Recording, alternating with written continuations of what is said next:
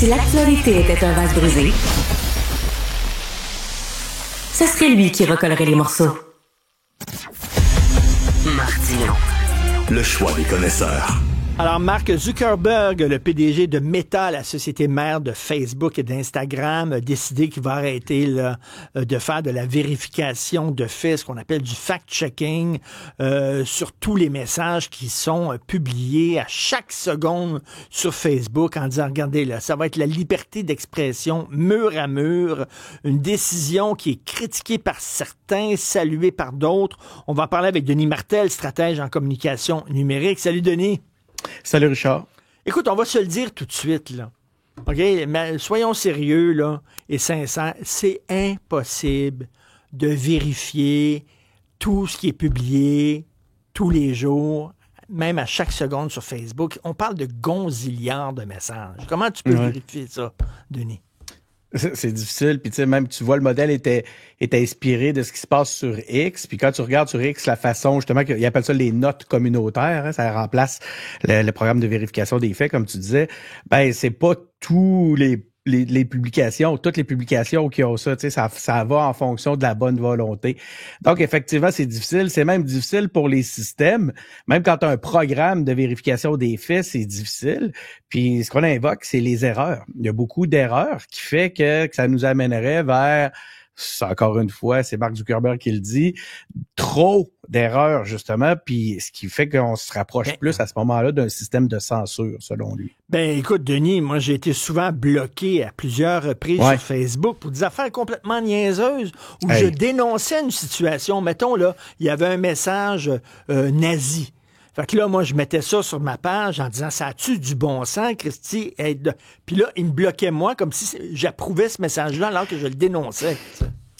Parle-moi-en pas. Écoute, tu parles à un gars qui a un blog de politique. Je peux pas. Il faut que je fasse attention.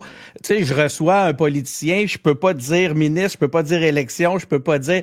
Écoute, je fais attention à tous les mots que j'utilise pour pas être bloqué. Fait que il y a un contre.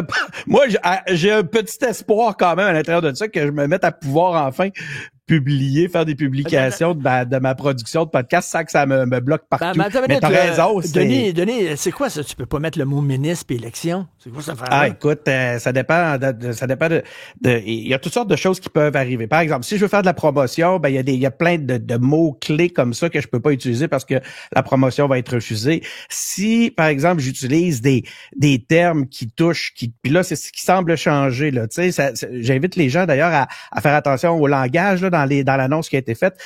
On parle plus de sujets sensibles, mais on parle de sujets illégaux.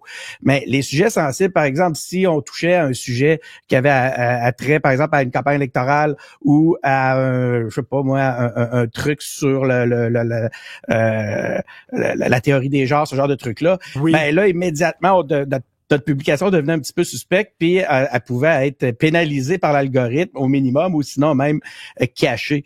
Donc, à force, au fur et à mesure que tu vis ce genre de situation-là, ben tu développes une façon de contourner ça, puis j'utilisais simplement plus les mots-clés qui étaient pénalisés. C'est fou, mais écoute, là, on dit la communauté elle-même va donner des notes et va faire le ménage. Regarde, on voit Wikipédia. Wikipédia, c'est une encyclopédie qui est censée être corrigée par la communauté, puis c'est rempli d'erreurs. Puis la communauté qui note et qui corrige les textes, ben ils sont biaisés, ces gens-là aussi. Chacun a leur biais, puis tout ça, là, tu sais. Cette notion-là de biais est super intéressante parce qu'encore une fois, c'était dans le langage. Hein. Je sais pas si tu as vu, mais il y a un déménagement des équipes qui vont gérer tout ça de la Californie vers le Texas et on invoque le biais régionaux. T'as rendu compte? Ça, c'est directement une confirmation, une validation d'un esprit ou d'un biais politique dirigé en fonction de certaines régions. On sait que la Californie est fortement démocrate. Là, on s'en va vers le Texas, qui serait plus apte à appliquer ces nouvelles types de règles-là. Donc, écoute, tu parles de biais, tout est dans les biais, puis je pense que ça va simplement se poursuivre. Parce que même ce système-là de notes communautaires est en danger d'être affecté par les biais. Là, il y a des gens qui disent il a bien changé Zuckerberg parce qu'à un moment donné, il voulait faire le ménage, puis là, il ne veut plus faire le ménage. Maxime Sayer, qui est recherchiste ici, journaliste à l'équipe, a attiré mon attention sur un texte du New York Times qui disait il a tout le temps été comme ça, il a tout le temps été un libertarien finalement, puis qui était pour la liberté d'expression mur à mur. Bon, à un moment donné, il a essayé de mettre de l'eau dans son vin sous la pression des gens, en disant ça n'a pas de bon sens. Mais là, il s'est rendu compte que tu peux pas faire le ménage, puis il est revenu finalement, tu sais, chasser le naturel, il revient au galop. C'est un peu ça.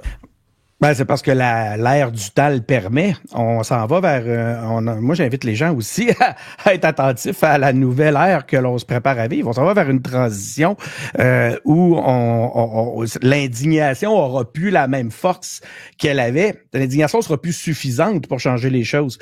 Là, il va falloir agir. Moi, en fait, Richard, si je peux me permettre, c'est ce qui me désole dans cet aspect-là, c'est que on se retrouve... Tu sais, ça fait des années qu'on vit avec les médias sociaux. Qu'on se rend compte, c'est qu'on a une dépendance extrême comme collectivité aux grandes plateformes, et on se retrouve en 2025 avec encore un revirement en girouette auquel on est incapable de faire face parce qu'on n'a pas appliqué des solutions qui auraient pu l'être, ou des éléments au moins qui viennent atténuer les effets de cette dépendance-là. J'aime bien ça quand tu dis l'indignation, ça sera pas suffisant pour faire changer les choses. Il va falloir maintenant aller plus loin, puis c'est quoi, qu'est-ce que tu veux dire? C'est pas tout de péter une coche sur Internet, là. Ben, c'est parce qu'on le fait, c'est ce qu'on fait depuis, à chaque fois qu'il y a eu des changements significatifs sur les grandes plateformes, ben, ça a été ça qu'on a entendu. Je lisais, j'ai fait ma revue de presse, évidemment, avant de te parler, puis ce que j'ai vu mur à mur depuis, c'est de l'indignation. Tout le monde s'indigne, c'est donc terrible, ça l'est, parce qu'il y a un réel impact sur la démocratie. Sauf que là, on n'est pas d'accord. Mais c'est pas une surprise. Donc, qu'est-ce qu'on a comme outil collectivement pour faire face à tout ça? Qu'est-ce qu'il y en est, par exemple, de nos stratégies de diversification des canaux, d'éducation, là, de littératie numérique, pour que les gens soient à même de décoder et de comprendre qu'on perde notre naïveté face aux médias sociaux. C'est pas, quand on sait c'est quoi, il porte déjà moins d'intérêt ou moins d'importance quand on sait comment effectivement c'est géré. Là, tout ça, on est encore en train de se dire faudrait renforcer l'éducation aux médias. Ça fait 5, 6 ans, 10 ans qu'on le sait, qu'il faut qu'on le fasse. C'est comme une campagne de santé publique. Faut s'y mettre. Ben c'est ça, arrêtez de parler, puis comme dit Nike, just do it. Just do it. C'est tout, c'est ça. A little less conversation, a little more action, chantait Elvis Presley. Merci beaucoup. Merci beaucoup, Denis Martel, stratège en communication numérique. Merci, à la prochaine. Ça me fait plaisir, bye. Salut.